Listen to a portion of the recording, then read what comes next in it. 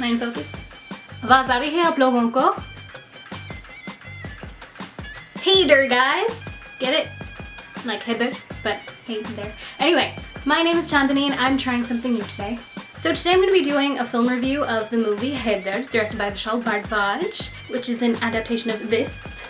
But I know you're all probably wondering, like, why are you starting with this movie? It came out like a year ago. And yeah, it did come out a while ago. But I do have my reasons for choosing this. See, me and my sister have this film review blog that we were supposed to keep updated, but you know, we failed miserably at that. Oh no, the sun's going away. And a huge reason for that is because we had so much to say and there was no possible way that we could put that into bullet points. And of course, we know it's the internet and people want information quickly. So thus was born the idea for film review videos. Now back to why are we starting with this?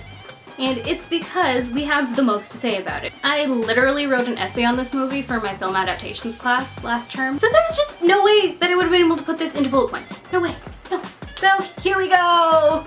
Please keep watching. Haider. Directed by Vishal Bhardwaj, released 2014. Starring Shahid Kapoor, Shraddha Kapoor, Tabu, KK Menon, and like a million other people. But you know, those are the main ones. What's the story, man? Hamlet. It's literally Hamlet. If you ever read Hamlet in your life, this is it. This is a really, really good adaptation of Hamlet. The sun just got so bright. So obviously Vishal Bhardwaj is a Shakespeare enthusiast because this is his third installation into a series of Shakespearean adaptations. So what's the story? So I will try to keep the summary of the story short and get on to the exciting stuff. The setting of the story is in Kashmir in the mid-90s. I honestly can't think of a better place or time to have this story set in. It all begins when Dr. Hilal Mir is helping out the wrong set of people and goes ahead and gets his house blown up. So he lives there with his wife Kazala and they have a son who is away at school. And obviously doesn't stay away at school forever because, you know, he's the main character. But he comes back home to find his house blown to pieces, which will obviously drive someone a little insane, right? At the ruins of his home, he meets his beloved Arsha, who is, of course, begging him to cry because it's a little creepy the way he's just not.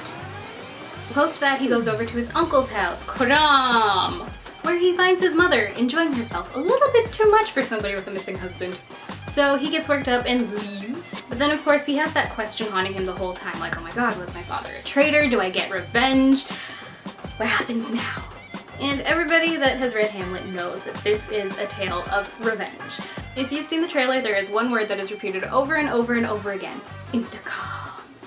So of course, Haider loved his dad and he believes that he couldn't have done anything wrong. But at the same time, he's not exactly sure because he has no idea what happened. Enter Rudhar. So Rudhar tells him that he knew his father and to get revenge on his uncles. He's all like, that's it, that's the sign I needed, that was it. So now I gotta go and kill my uncle. His mother's off like, no, please don't do that. I didn't raise you as a killer. And then it's sort of this whole internal conflict for the entire movie. And it's just, it's great. It's so great. It's so good. Anyway, I'm gonna try to not go into too much detail on the story because I think I've covered the basics and now you know everything that you need to know.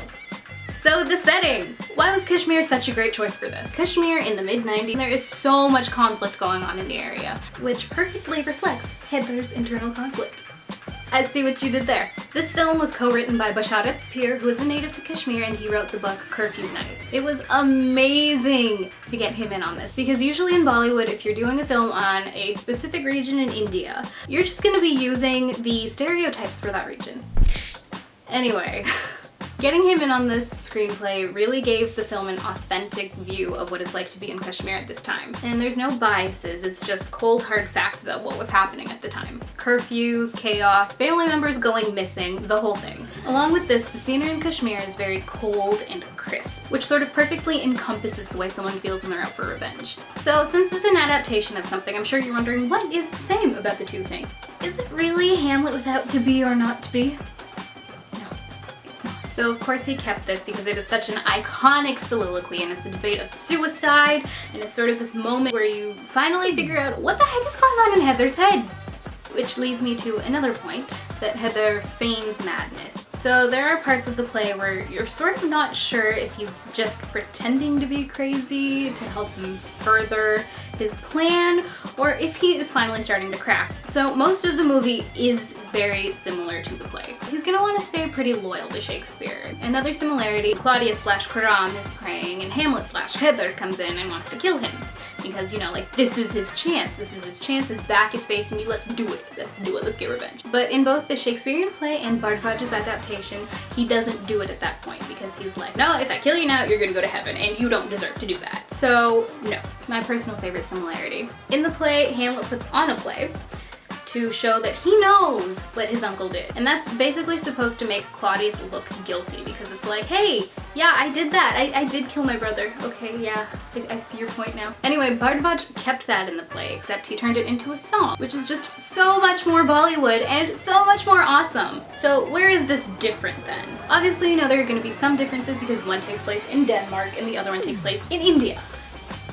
Obviously, in India, they capitalize a lot more on relationships between, like, parents and children. Comparing this to the Laurence Olivier version of Hamlet, Gertrude really didn't play such an important role in the movie. She was there and they sort of shared, like, a really creepy long kiss, because there is sort of supposed to be, like, romantic undertones between the two of them, which is also a similarity because, you know, Shahid and Taboo won, like, Best Jodi.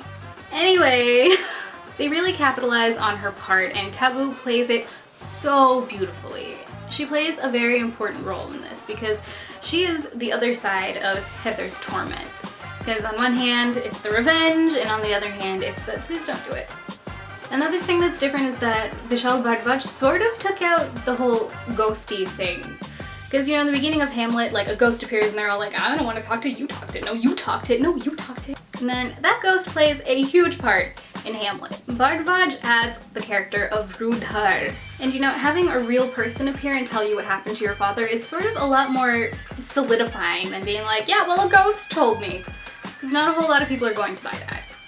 Another difference is that Bardvaj sort of took out a lot of soliloquies. Anything that used to be like the character speaking to themselves is now out in the open. Like, as I mentioned before, when Hamlet/Haider/whatever wants to kill his uncle, in the play it is an inner monologue. But in the Bollywood version, Coram is actually like, so are you gonna kill me now or not?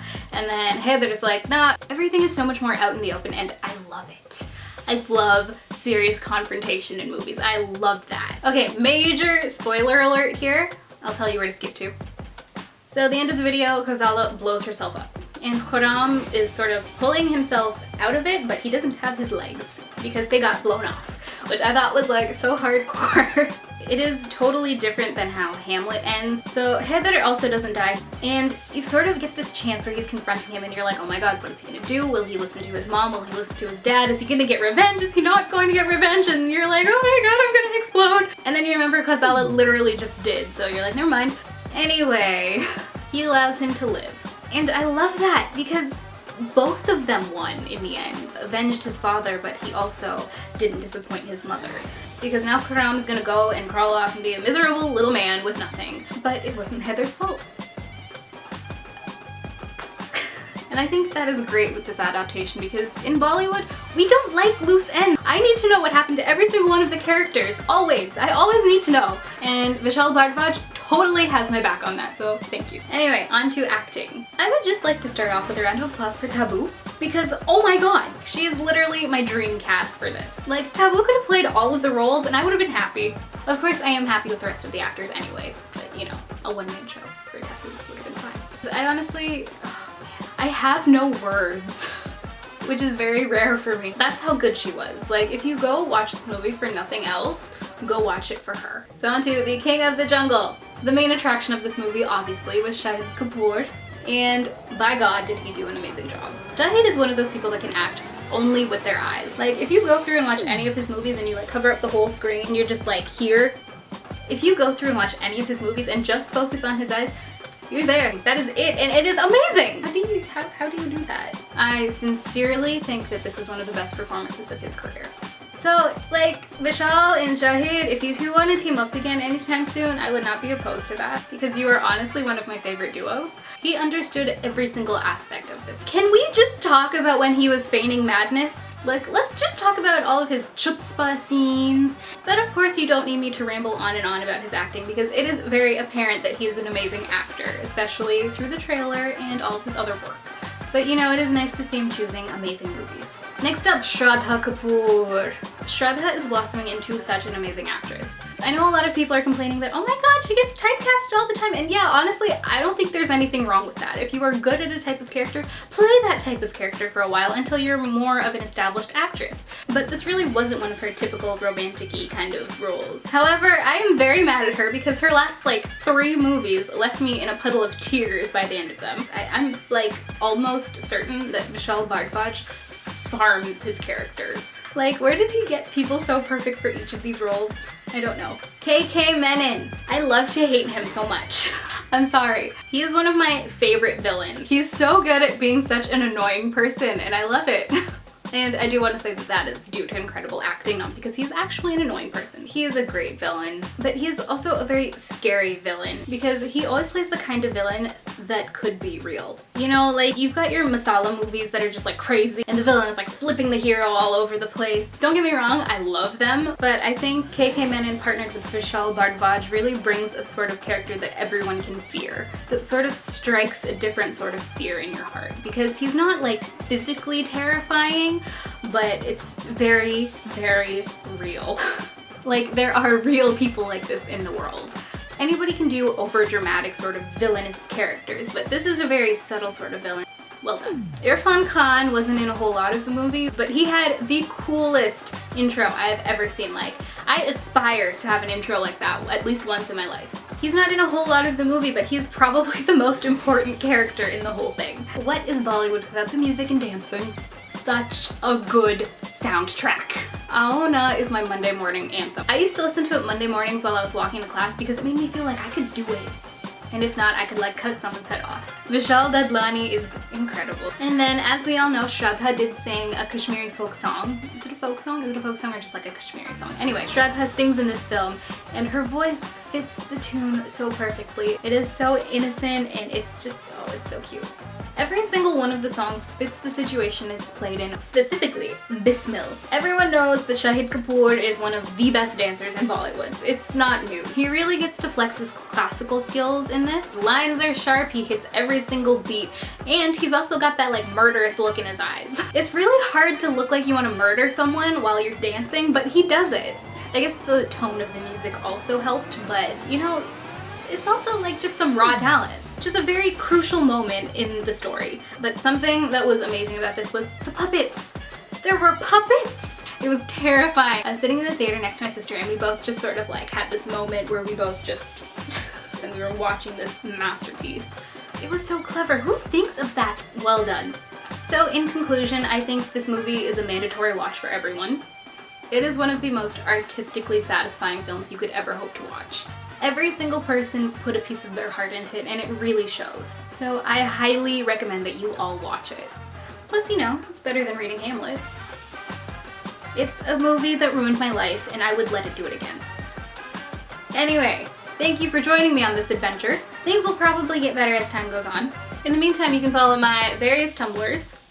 You can also follow me on Twitter. I don't update them so often, but I'm working on that. And you can also follow me on Instagram. I will probably be changing my username at some point in time, but until then, this is my username. Thank you for watching, and let me know down below what you thought of this movie. I have no idea how to end this. Bye!